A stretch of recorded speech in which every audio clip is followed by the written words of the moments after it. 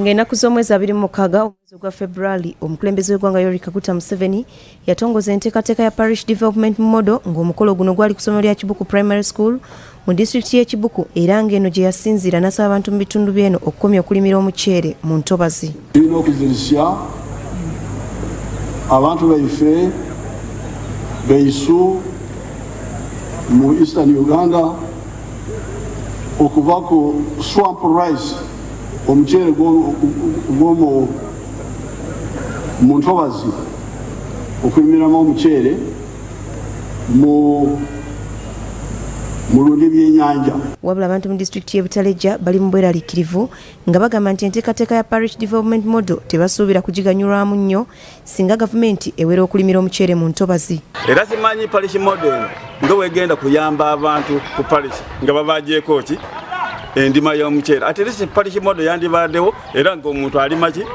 omuceere.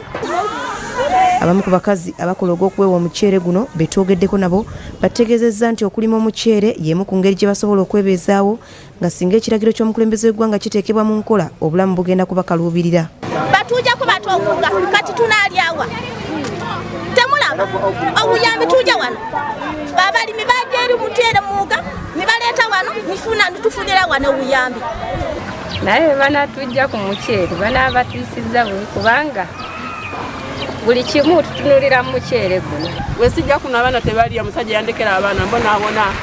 Ekikulu nnyo mu mmere yonna yonna abaana kusoma kibagenda kusoma sikimu eyimiriza disitulikiti yaffe abona wona abasabi bonna bali mu palamenti bonna esana gijjawa sikimu. Omu ku balimi abakukuutivu mu kitundu kino Kule Muhammad ategeeza nti omukulembeze w'eggwanga akyalina omulimu munene okugezesa enteekateeka eno kubanga nnyingi ezizze zibaawo ne zitaganyula bantu era nga tebasuubira nti n'eno enaaba n'enjawulo. Twalina wano operation wealth creation nenge bagaba abantu ebisolo n'abantu kasita bamuwanga bwe ng'atunda atundira mu kkubo kati tetumanyi gundi eno Parish Model ngeri gyagenda kutesitinga batugamba eno nti mumuluka bajja kutuwanga miliyoni 17 ate okusinziira ku disitulikiti ensomesa gye basomesamu nti ate ku Parish level ojja kutuuka miliyoni 17 ate mu bibiina mujja kutuuka miliyoni 11.